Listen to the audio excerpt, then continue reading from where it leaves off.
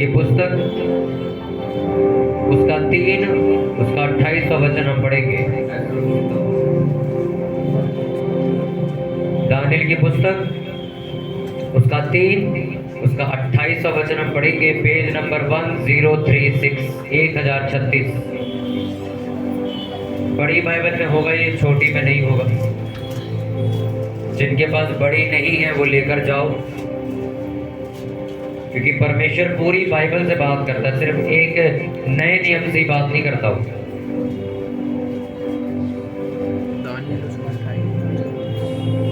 Daniel 3 उसका 28वां वचन हम पढ़ेंगे। जिनके पास छोटी बाइबल है आज वो बड़ी लेकर जाना। कब तक नए नियम पे ही अटके रहोगे? आगे कब बढ़ोगे? पूरी बाइबल पढ़ी अभी पढ़ने को।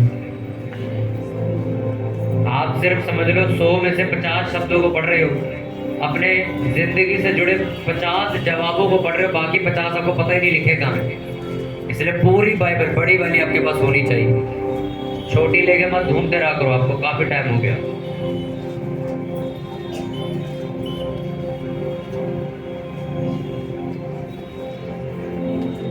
दानियल 3 उसका 28 में पढ़ूंगा। नबूकदनेस्सर कहने लगा, धन्य शद्रक मेशक और अबेदनगो का परमेश्वर, जिसने अपना दूत भेजकर अपने इन दासों को इसलिए बचाया क्योंकि इन्होंने राजा की आज्ञा ना मानकर तुझी पर भरोसा रखा और यह सोचकर अपना शरीर भी अर्पण किया कि हम अपने परमेश्वर को छोड़ किसी देवता की उपासना या दंडवत ना करेंगे। इसलिए अब मैं यह आज्ञा देता हूँ कि देश देश और जाति जाति के लोगों और भिन्न भिन्न भाषा बोलने वालों में से जो कोई शद्रक मेशक और अबेदनगो के परमेश्वर की कुछ निंदा करेगा वह टुकड़े टुकड़े किया जाएगा और उसका घर घूरा बनाया जाएगा, क्योंकि ऐसा कोई और देवता नहीं जो इस रीति से बचा सके। तब राजा ने बेबीलोन के प्रांत में शद्रक मेशक और अबेदनगो का पद ऊंचा किया। सब बोलो आमीन, हालेलुया। बाइबल ऐसा बताती है। दानियेल की पुस्तक जब आप पढ़ोगे, जब आप बड़ी बाइबल लेकर जाओगे, आपको समझ आएगा। दानियेल नाम के व्यक्ति को यहूदी जो लोग थे उनको जब बंदी बना के लेके आए नबूकदनेस्सर के राज के अंदर, तो वो एक कैदी की तरह लाए गए थे। दानियेल के साथ उसके 3 दोस्त थे, शद्रक मेशक और अबेदनगो और एक दानियेल। इन चारों को जब लाया गया था तो बाइबल ऐसा बताती है कि वहां पर रूल था कि उनको राजा के हिसाब से जिंदगी जीनी पड़ेगी। राजा ये चाहता था कि मेरे सामने वो 3 या 5 या 4 लड़के ऐसे खड़े हों जो पूरी तरीके से बुद्धि से परिपूर्ण हो, सामर्थ्य से परिपूर्ण हो, सारी चीज की उन्हें नॉलेज होनी चाहिए और वो मेरे राजभवन में रहा करेंगे। हालेलुया। बाइबल ऐसा बताती है कि पहले तो उनको खाना ऐसा खाने के लिए कहा गया जो कि एक यहूदी धर्म में गलत समझा जाता था और पाप समझा जाता था। तो दानियेल और उसके दोस्तों ने उस खाने को खाने से मना कर दिया। तो जो बंदा ड्यूटी पे लगाया था वो कहता कि अगर तुम्हारे चेहरों पर ग्लो नहीं दिखा, चमक नहीं दिखी, तो राजा मेरी ड्यूटी खत्म करेगा और मुझे सजा मिलेगी। इसलिए भाई ये सब चीजें खाओ। वो कहता हम ये चीजें नहीं खाएंगे क्योंकि हमारे परमेश्वर ने मना कर रखी। वो कहता हमें तो साग पा दे, कि वेजिटेरियन खाना ला के दे दे, वो हमें मंजूर है। और शराब के बदले पानी दे दिया, अगर हमारे चेहरे अगर तेरे को ग्लो मारते हुए, चमक मारते हुए तंदुरुस्त ना दिखे तो हमें कहिए। कहता ठीक है, 10 दिन तक चेक करते हैं। 10 दिन तक उनको वो खाना दिया गया, साग पात सब कुछ, मतलब टोटल सारे लोगों से डिफरेंट खाना दिया उनको। एक सूखा सादा बिल्कुल खाना दिया उनको, पानी पे जिवाया उनको 10 दिन तक। 10 दिन के बाद जब ड्यूटी जिसकी लगी थी उसने चेक किया तो बाइबल ऐसा बताती है कि बाकी जितने लोग चिकन खा रहे थे, शराबे पी रहे थे और राजा का दिया हुआ अलग अलग तरीके का खाना खा रहे थे, उनसे ज्यादा चमक उन 4 लड़कों के ऊपर थी। हालेलुया। अब जिस बात को मैंने पढ़ा उसको आपको समझना होगा कि उसी राजा ने उस देश के अंदर एक मूर्ति खड़ी करवाई जो राजा की खुद की मूर्ति थी, और वो एक सोने की मूर्ति खड़ी करवाई गई थी। बहुत बड़ी मूर्ति खड़ी हुई थी वहां पे। तो राजा ने अनाउंसमेंट करी, यानी कि घोषणा करी उस गांव के अंदर जाके कि जितने भी लोग इस देश के अंदर रहते हैं, जितने भी लोग इस गांव के अंदर रहते हैं, जब तुरही फूकी जाएगी, नरसिंगे बजाए जाएंगे, मतलब ढोल ताशे बजाए जाएंगे, तो तुम सारे लोग जितने भी इस गांव के अंदर रहते हो, सारे के सारे मेरी फोटो के आगे यानी कि राजा की मूर्ति के आगे सर झुकाओगे, दंडवत करोगे उसे। समझ आ रही है यहां तक? हालेलुया। लिखा उसने कहा कि जब नरसिंगे का तुम शब्द सुनोगे तो सारे के सारे दंडवत करना, सर झुकाना इसके आगे, और जो नहीं झुकाएगा उसको धधकते हुए आग के भट्टी के अंदर फेंक दिया जाएगा। तो गांव वालों ने कंप्लेंट करी, कहता ये 3 लड़के हैं यहूदी, यानी कि वो लोग जो यहोवा परमेश्वर को मानते, कहता जब तुरही बजती है तो सारे झुक जाते, ये 3 खड़े रहते, ये झुकते नहीं है। ये कंप्लेंट जाके उन्होंने राजा को दे दी। राजा ने तीनों को अंदर बुला लिया। कहते क्या बात है भाई, पूरा गांव मेरे आगे सर झुकाता, तुम लोग क्यों नहीं झुकते? कहता हमारी बाइबल में लिखा हुआ है कि हमारे परमेश्वर ने कहा कि मेरे अलावा तुम किसी के आगे सर मत झुकाना, ना ही किसी के आगे दंडवत करना। या उस झुकने की बात नहीं हो रही कि आपकी कोई माफी मांग लो, ये झुकने की बात हो रही है कि मैं इसको अपना परमेश्वर, अपना खुदा, अपना सब कुछ समझता हूं और मैं अपने आप को इसके आगे समर्पित करता हूं। जो कि मैंने आपको एक बार समझाया था, आराधना का मतलब अपने आप को समर्पित कर देना, दंडवत कर दिया आपने कि मैं भैया ये मेरा परमेश्वर, मैं इसके आगे अपने आप को समर्पित करता हूं। ये करने के लिए राजा कह रहा था कि मेरी मूर्ति के आगे कर दो। तो तीनों लोगों ने मना कर दिया। उन्होंने ऐसे कड़वे शब्द उसको बोले कि तू कुछ भी कर ले, हम तेरे आगे सर नहीं झुकाएंगे, हमारा परमेश्वर एक ही है, हम उसी के आगे सर झुकाएंगे। राजा ने कहा मैं तुम्हें आग की भट्टी में फेंक दूंगा अगर नहीं। तो कहते तू फेंक दे, मैं कोई परवाह नहीं, हमारा परमेश्वर हमें बचा लेगा। ये बात सुनते राजा इतना जल गया अंदर से, इतना सड़ गया अंदर से, कहता तुमने कल्पा दिया मेरे को, अब तुमने मेरे को चैलेंज कर दिया। तो अपने उसने नौकरों को कहा काम करो, इनको आग की भट्टी में फेंकना तो है ही, आग की भट्टी को 7 गुना ज्यादा गर्म करो। अगर वो 2 लकड़ के भाप पे चल रही है तो उसको 10-20 लकड़ डाल दो अंदर, 7 गुना और गर्म करो उसे। यानी कि इतना गर्म करो कि नजदीक जाए तो पिघलने लग जाए, इनकी चमड़ी पिघलने लग जाए। तो 7 गुना उसको भड़काया गया, उनको अंदर फेंका गया। राजा ने अपनी आंखों से देखा कि हमने 3 लोग अंदर फेंके थे पर अंदर 4 हैं, और चौथे का स्वरूप परमेश्वर के पुत्र जैसा दिखाई देता है। और फिर राजा उस भट्टी के नजदीक जाता है, और नजदीक जाने के बाद आवाज लगाता है कि हे जीवित परमेश्वर के लोगों, क्या तुम ठीक हो? कहता हूं ठीक है। और वो ऐसी बाहर आया था। बाहर जब वो निकलते हैं तो बाइबल ऐसा बयान करती है कि उनका एक बाल भी झुलसा नहीं था। और लिखा जिन सिपाहियों ने उन्हें उठाकर वहां तक फेंका था वो खुद सिपाही जलकर मर गए थे। इतनी ताप उसकी बाहर तक आ रही थी, पर वो अंदर जाके आग में जाकर भी बिना झुलसे बाहर आ गए थे। उनके कपड़े भी नहीं झुलसे थे, लेकिन कपड़े का एक धागे में भी आग नहीं लगी थी, और ऐसे ही वो बाहर आ गए थे। जब वो बाहर आए तो राजा ने पता क्या बोला? यही वचन जो मैंने आपको पढ़ के सुनाया, बताता हूं उसने क्या बोला जब वो बाहर निकले। नबूकदनेस्सर कहने लगा, धन्य है शद्रक, मेशक और अबेदनगो का परमेश्वर, जिसने अपना दूत भेजकर अपने इन दासों को इसलिए बचाया क्योंकि इन्होंने राजा की आज्ञा ना मानकर तुझी पर भरोसा रखा, और यह सोचकर अपना शरीर भी अर्पण किया कि हम अपने परमेश्वर को छोड़ किसी देवता की उपासना दंडवत ना करेंगे। इसलिए अब मैं यह आज्ञा देता हूं कि देश देश और जाति जाति के लोग और भिन्न भिन्न भाषा बोलने वाले में से जो कोई शद्रक, मेशक और अबेदनगो के परमेश्वर की कुछ भी निंदा यानी कि बेइज्जती करेगा, वह टुकड़े टुकड़े किया जाएगा और उसका घर राख बना दिया जाएगा, क्योंकि ऐसा कोई और देवता नहीं जो इस रीति से बचा सके। तब राजा ने बेबीलोन के प्रांत में उन तीनों का पद यानी कि उनकी पदवी ऊंची कर दी। मैंने संडे आपको बताया प्यार का मतलब बलिदान होता है। जब तक तुमने कोई सैक्रिफाइस नहीं किया या तो तुमने बलिदान नहीं दिया, तुम्हारा प्यार सिर्फ मुंह बोला प्यार है, वो झूठा प्यार है। आ रही नहीं आ रही समझ? एक हस्बैंड के पास 1 लाख रुपया पड़ा हुआ है, उसकी वाइफ उससे सिर्फ 5,000 रुपए की चीज मांग रही है, पर वो देने को राजी नहीं होती, पर मुंह से क्या कह रहा है, मैं तुझसे बहुत प्यार करता हूं। क्या वो विश्वास करेगी कभी उसको? आ रही कि नहीं आ रही समझ?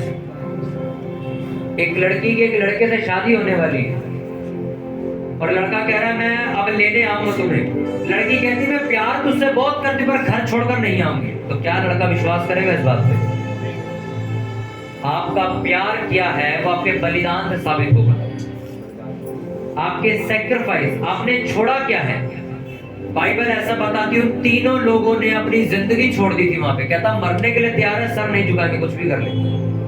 ये क्या था? उनका प्यार था परमेश्वर के लिए। आज कितनों को समझ आ रही? वो कहता कि भाई उनके मुंह में कह रहा कि मैं तुम्हें आग की भट्टी में फेंक दूंगा। कहता फेंक दे, कोई परवाह नहीं, सर नहीं झुकाने, मरना मंजूर है। क्या हुआ उसके बाद? बाइबल ऐसा बताती है जो राजा यहोवा परमेश्वर को मानता भी नहीं था वो भी ये कहता है मैं मान गया तुम्हारे परमेश्वर को।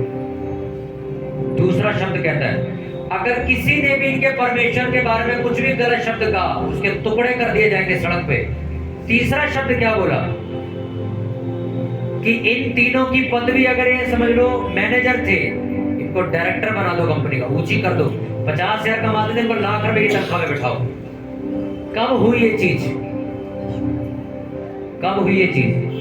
जब उन्होंने सरेआम अपना क्या किया? प्यार साबित किया। आप जो ये लोग डायलॉग सुनते हो ना कि मेरी कंपनी का मालिक तो अन्य जाति है, वो परमेश्वर को मानता ही नहीं है, इसलिए वो मुझे छुट्टी नहीं देता, इसलिए वो मेरी उन्नति नहीं चाहता। नबूकदनेस्सर कौन था? एक अन्य जाति राजा। वो यहोवा परमेश्वर को ना जानता था ना मानता था, तब भी उसकी उन्नति कहां से आई? उसी राजा की तरफ से आई। पर आई कब? जब उन तीनों ने अपना प्यार साबित किया। आपको पता है ये कहानी होने से पहले परमेश्वर ने कुछ भी नहीं किया। ना तो उनकी ग्रोथ हुई, ना तो उनकी इज्जत हुई, ना उनको बढ़ोतरी मिली, ना राजा ने सर झुका, कुछ नहीं हुआ। पर जब पहले उन्होंने प्यार जताया, आग में मरने के लिए तैयार हो गए, तो परमेश्वर ने देखो कितनी इज्जत उन्हें दी कि अब भाई साहब तुम छोटे लेवल पे रहोगे नहीं, अब तुम्हें और बड़ी पदवी मिलवाएगी। कितनों को समझ आ रही बात है? क्या परमेश्वर ये चीज पहले नहीं कर सकता? वो वेट करता है कि तुम साबित करो कि तुम्हारा प्यार कैसा है। हाँ के ना? तुम्हें अपनी शादी में जाना है किसी रिश्तेदार की, तुम्हें दिसंबर में शादी में जाना है और सुबह 3 बजे की ट्रेन है, तुम 2 बजे स्टेशन पे धक्के खा रहे हो नहा धो के। चर्च सुबह 11 बजे लगती, तुम 12 बजे घुसते हो दोपहर में। ये तुम्हारा प्यार है? देख लो हालत।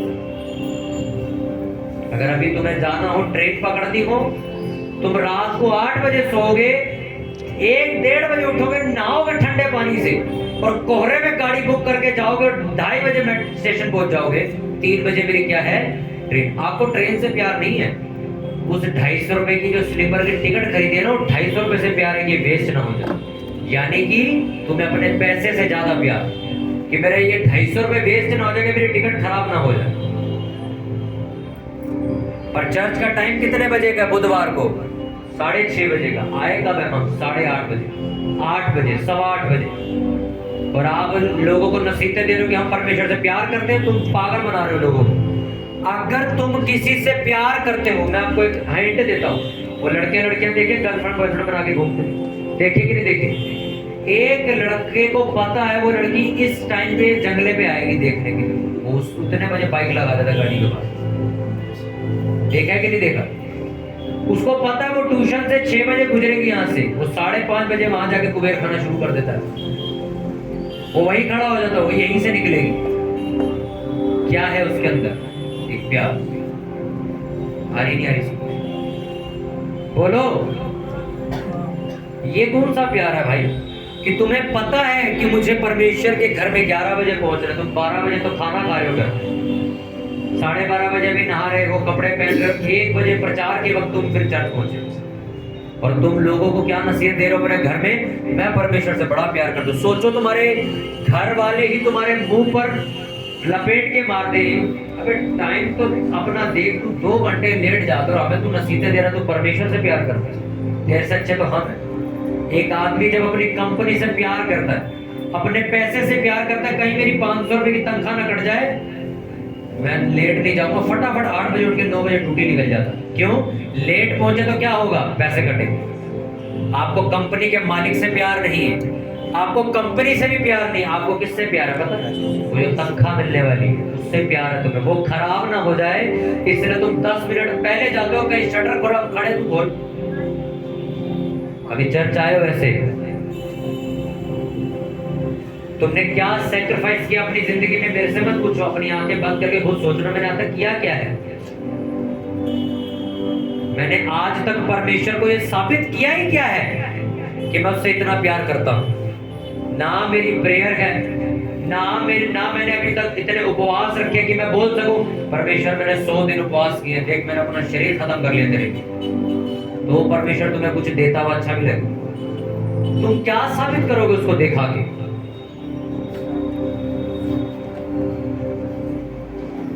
हालेलुया।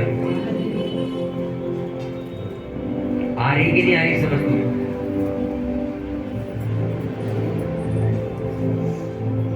मरियम जैसे हर कोई प्रभु यीशु मसीह को जन्म देना चाहता है, पर मरियम के अलावा ऐसी कोई लेडीज ही नहीं मिली कि ऐसा कोई जन उसकी कोख से पैदा हो।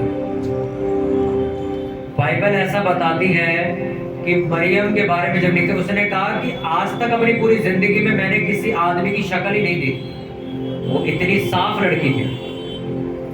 उसने अपना प्यार साबित किया ना, यानी कि उसने अपने आप को पाप से बचा के रखा, प्यार साबित किया परमेश्वर को कि मैं सिर्फ तेरे लिए जी रहा हूं। तो परमेश्वर मसीह ने जन्म भी वही दिया जाए। आपके साथ परमेश्वर क्यों करे ऐसा, उसका परिणाम क्या है आपके पास? आपको स्कूल में कहते ना मेरा लड़का फर्स्ट आना चाहिए, तो प्रिंसिपल कहता आपके बच्चे ने इतनी पढ़ाई करी कि फर्स्ट आए, पेपर चेक करो ये तो थर्ड आने के लायक नहीं है। आपके बच्चे ने तैयारी नहीं करी तो आप कहते हो हाँ तो फर्स्ट कैसे आएगा, तू पहले नंबर पे कैसे आ जाए, तूने तो तैयारी नहीं करी। उसी तरह आज जो कुछ बरकतें तुम दूसरों की देखते हो, तुम दूसरों की जिंदगी में झांकते हो कि मुझे भी ऐसी बरकत कब मिलेगी, मुझे ऐसी शांति कब मिलेगी, ऐसी सामर्थ कब मिलेगी, तो मैं आपसे एक क्लियर शब्द कहना चाहता हूँ, उन लोगों के प्यार का परिणाम आप देखो जाके, उन्होंने कैसा प्यार किया है परमेश्वर से। कितनों को बात समझ आ रही है? अपने पड़ोसी को बोलो ध्यान से सुन, ठंड इतनी भी नहीं है। समझ आ रही कोई कहानी?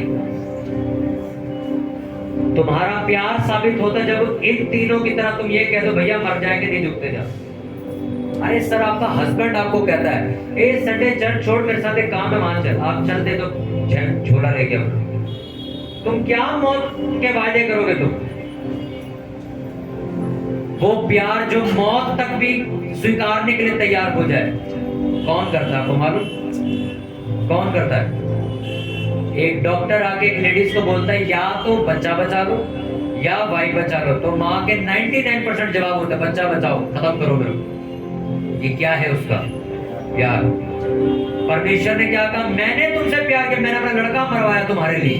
मौत क्या कहते हैं तीनों? कहते हैं भट्टे में डाल, मौत कबूल है, यहोवा को छोड़ेंगे नहीं। जो प्यार तुम्हारा मौत भी कहते ना इग्नोर कर जाए, भाई मरना मंजूर है पर परमेश्वर को ये वचन नहीं तोड़ूंगा मैं, वो जेन्युइन प्यार। आपको तो सर एक अच्छा ऑफर मिल जाए, आप संडे छुट्टी मार के जाने के लिए तैयार, आप मौत तक के वायदे कहां करोगे? क्या था एस्तर को अपनी जाति से? कहती यहूदी जाति मर जाएगी अगर राजा के पास नहीं गए तो, कहते अगर तू गए तो तेरे को मार देगा, कहते मरना मंजूर है, उसको बचाएंगे। लिखा वो भी बच गई, वो भी बच गई। ये तीनों जब गए मरने के लिए, ये भी बचे और दूसरे भी बचे। प्रभु यीशु मसीह ने अपना प्यार साबित किया, मरे तीसरे दिन जी भी उठे। मरने दिया क्या परमेश्वर ने किसी को? कोई नहीं मरा। अब्राहम ने अपना लड़का मारने बलि चढ़ाने पे तैयार हो गया, कहता है परमेश्वर से प्यार है, दे देंगे, ये भी दे देंगे। मरा लड़का उसका। तुम्हें चेक करना चाहता है, तुम्हारी मौत तक यहाँ तक है, तुम यहाँ तक जाके वो तुम्हें भले वापस ले आए, पर वो चेक करना चाहता है जाते हो कि नहीं मानते। अरे आप अपनी 3 टाइम की रोटी छोड़ने के लिए तैयार हो कि उपवास ही कर लो, तो आप कौन से प्यार की बात? मैं आपको एक रियलिटी बता रहा हूँ आज इस चर्च, मैं आपको सच्चाई से रूबरू करा रहा हूँ कि आप बाइबल पढ़ते हो, आप उन आशीषों को पढ़ते हो, आप सुनते हो, आपको मैं कहता हूँ 50 साल हो गए तुम्हें सुनते हुए, पर आज भी कंडीशन वही की वही क्यों खड़ी है? भाई साहब आपने कभी प्यार ही नहीं किया परमेश्वर से। आप तो दूसरे आदमी को देखकर चल रहे हो बस, कि आपका बच्चा चर्च जा रहा है इसलिए आप चर्च जा रहे हो, या आपकी वाइफ चर्च जा रही है इसलिए आप चर्च जा रहे हो, या आपके बच्चे पास्टर हैं इसलिए आप मसीह में चल रहे हो। आपका अपना कोई प्यार नहीं है, अभी तक कोई आपके पास सर्टिफिकेट या प्रूफ नहीं है कि आप परमेश्वर से प्यार करते हैं। अगर आपके पास प्रूफ होता तो आप साबित करते कि मैं भट्टे में से होके आया हूँ भाई, मैं राजा के सामने से होके आया हूँ, मैंने अपना लड़का भी बलि पे रख दिया था, अरे मैंने कोड़े खाए, मेरा प्यार तो पूरी दुनिया जानती है। ये चारों कहानियां जो मैं तुम्हें बता रहा हूँ, तुम्हारे पास है ऐसा परिणाम? तुम्हारे पास ऐसा कुछ है बताने को कि तुम्हें बता सको भाई मैंने इतना प्यार किया, देख मैंने ये लुटा दिया परमेश्वर की।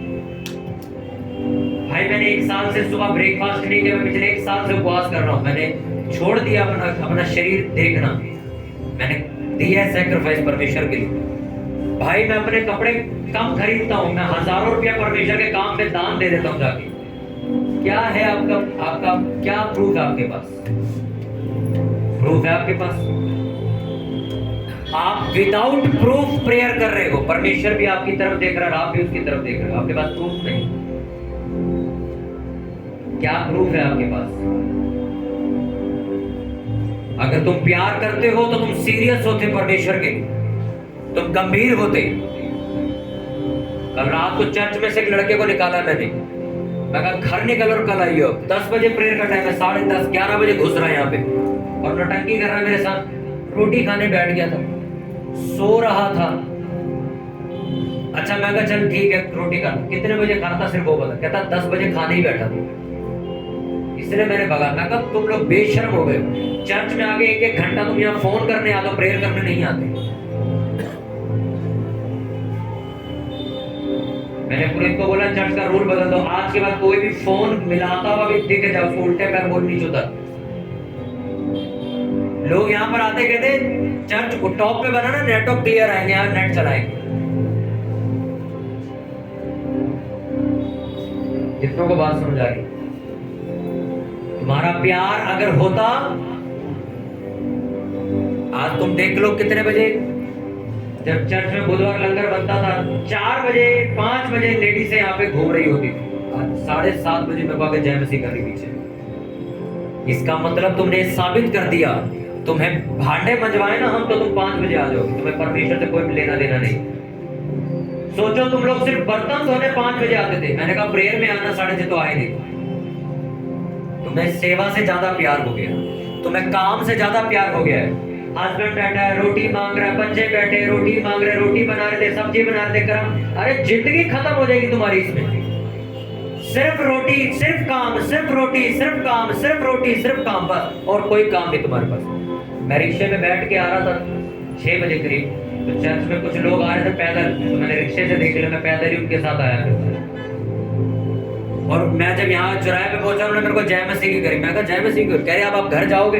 मैं कहा नहीं भाई मैं भी ऊपर ही जा रहा हूँ।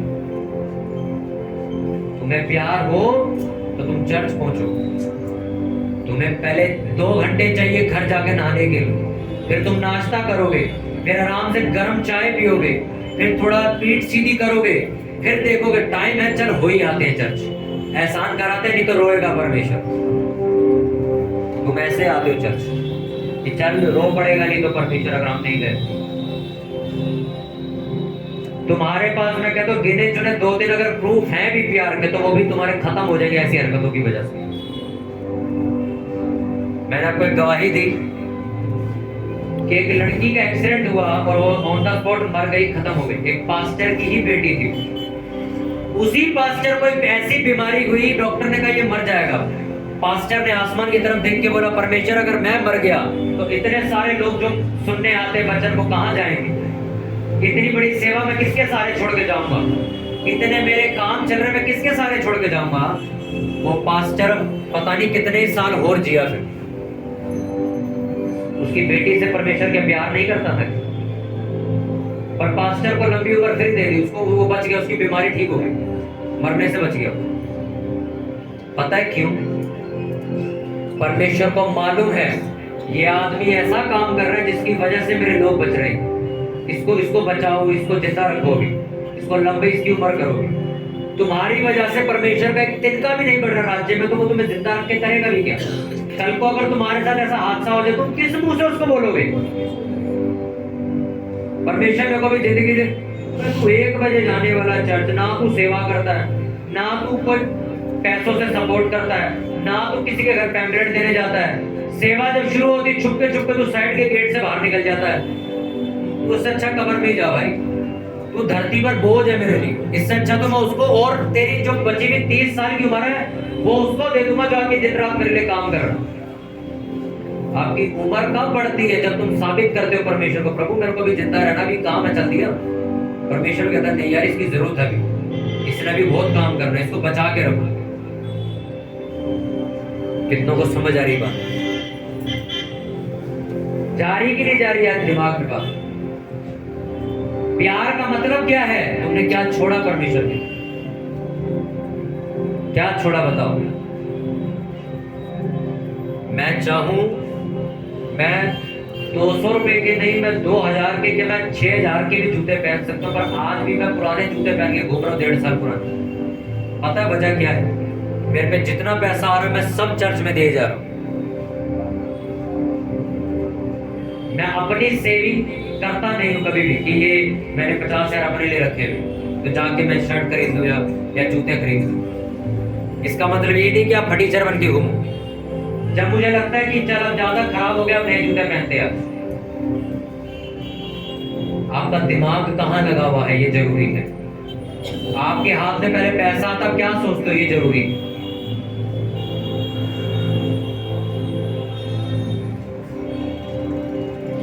मैंने आज तक कोई चीज अभी तक अपने ऊपर किस्तों पे ले नहीं रखी है। ना मुझे कोई लोन भरना है, ना कर्जा भरना है, ना EMI भरनी है। मैं चाहूं तो ले सकता हूं, पर ले क्यों नहीं रहा? क्योंकि मुझे ये टेंशन है कि मैं इतने 1000 रुपए अगर मैं EMI में दूंगा तो मैं चर्च में कैसे सपोर्ट कर पाऊं। मैं अपना पैसा कर्जे में देके खुश नहीं, इसलिए मैं ना लेके सामान खुश हूं, पर वो पैसा मैं परमेश्वर के पैम्पलेट छप रहे खर्चा करूं, क्रिसमस आ रहा है खर्चा करूं, चर्च में ये खरीदना आधे पैसे देंगे हम, ये लंगर कराना हम पैसे देंगे, तरपाल लानी हम पैसे, कारपेट लाना ये पैसे देंगे। कर्जे से ज्यादा अच्छी। कल को जब मुझे जरूरत होती है तो मैं यही काम परमेश्वर को दोबारा याद दिलाता हूँ कि परमेश्वर आप, मैंने कहा परमेश्वर मेरे को ये कंपनी का काम चाहिए। अब परमेश्वर मुझे क्यों चाहिए भाई? मैंने कहा परमेश्वर मुझे तेरे काम करने हैं, ऐसे करना, मुझे ये करवाना, मुझे वो करवाना है। तू आज तक देखता आया कि मैंने तेरे लिए कितना खर्चा किया। 2 दिन बाद वो कंपनी मेरे पास आ जाती है। आपके पास क्या है उसको बोल लीजिए। आपने ऐसा किया ही क्या है उसके लिए आज तक? कभी रखे आपने 21 दिन के उपवास रखे? अपने देश के लिए रखे हो, अपने परिवार के नाम के रखे हो कि मैं 21 दिन तक उपवास प्रार्थना करूं कि जब तक मेरा हस्बैंड लाइन पे नहीं आ जाता? रखेगा? कभी आपने 11 दिन के उपवास रखे कि प्रभु मेरा जो फाइनेंस है ये क्यों खराब है, मेरे को अगुवाई चाहिए, 11 दिन मैं यही प्रेयर करूंगा, उपवास करूंगा, रोज उठ के उपवास करूंगा, 11 दिन तक यही करता रहूंगा, शाम को 5 बजे खाना खाऊंगा? किया है कभी? तुमने कभी भी नहीं किया। चर्च में अनाउंसमेंट हो जाए कि कल 2 दिन के उपवास रखने हैं तो वो भी उसमें से गिने चुने रखते हैं। आपने परमेश्वर को अपना प्यार साबित किया ही नहीं है, इसलिए परमेश्वर ने आपके प्यार का मूल आपको वापस मोड़ा ही नहीं। अपने पड़ोसी को बोलो, उन तीनों ने मौत सहनी, मंजूर की, अपना प्यार साबित किया। पवित्र आत्मा जब तुम में आएगा तो प्रेम का आत्मा देगा। तुम्हें लोगों से भी प्यार करना, परमेश्वर से भी प्यार करना, परमेश्वर के कामों से भी प्यार करना। मेरे साथ बोलो, परमेश्वर ने हमसे इतना प्यार किया, इतना प्यार किया कि अपना बेटा सलीब पर कुर्बान कर दिया। अब मेरी बारी है कि मैं अपनी चीजों को कुर्बान करूं और परमेश्वर के राज्य के बारे में सोचूं, उसके वचनों के बारे में सोचूं और इस देश के उद्धार के बारे में जो सोचूं। हालेलुया। आज से प्यार साबित करना अपना। वो कौन सा तरीका प्यार साबित करने का वो तुम्हें परमेश्वर खुद बताए, वो तुम्हारे ऊपर है। जैसे कि प्रभु यीशु मसीह ने एक व्यक्ति जब उसके पास है तो कैसे उसको बोला, कहते एक काम कर, बाकियों को क्या बोला, तू मेरे पीछे चल, ठीक है, उसको बोला तू मुर्दा गाड़ने मत जा। तीसरा उसको कहते एक काम कर, तू अपना पैसा दान देगी। उस सबके हिसाब से बात करता था कि इसकी कमजोरी क्या है। उसको पता था ये इमोशनल आदमी, ये माँ बाप के पीछे ज्यादा भागता है। उसको बोला माँ बाप छोड़ के। उसको देखा, वो कहते पैसे के पीछे ज्यादा पागल है। उसको बोला पैसा छोड़ गया। आ रही कि नहीं आ रही समझ? एक को दिखा ये बच्चों के पीछे बहुत, बच्चों को छोड़ गया। तुम्हारे पास ऐसा क्या है जो परमेश्वर से ज्यादा तुम्हारे ध्यान, तुम खुद सोचना घर जाके कि बार बार सुबह उठ के रात तक मेरे दिमाग में सबसे ज्यादा बात किस बारे में घूमती?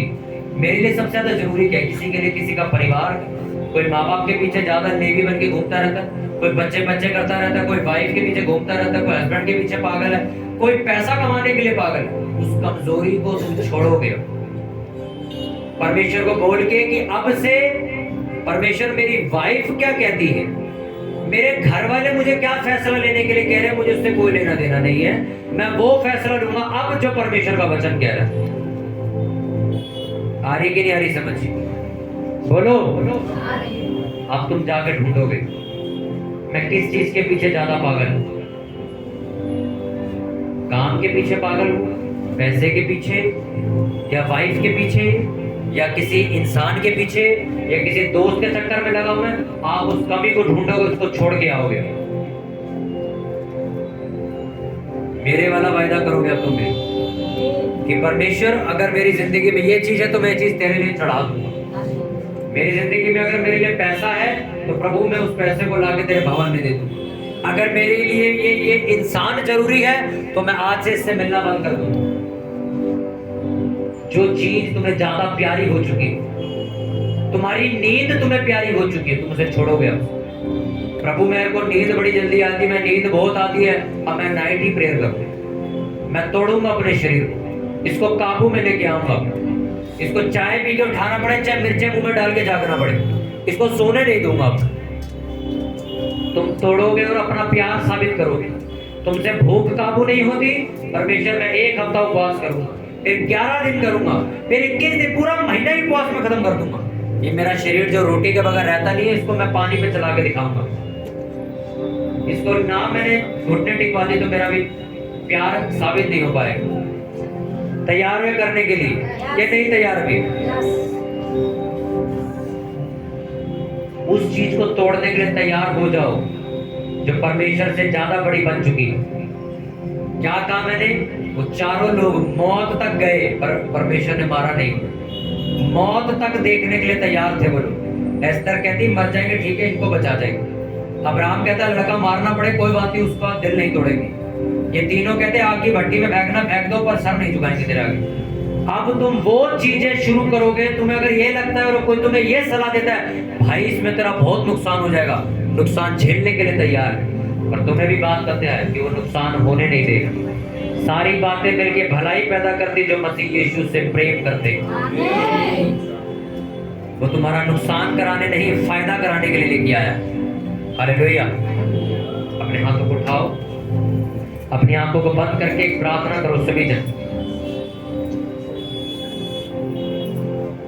कि प्रभु मैं हर उस चीज को आज से तोड़ने के लिए तैयार हूँ जो तेरे प्यार से मुझे दूर करती है। मैं अपना प्यार साबित करूंगा परमेश्वर। बाइबल में लिखा जब पवित्र आत्मा आएगा तो प्रेम का आत्मा लेकर आएगा।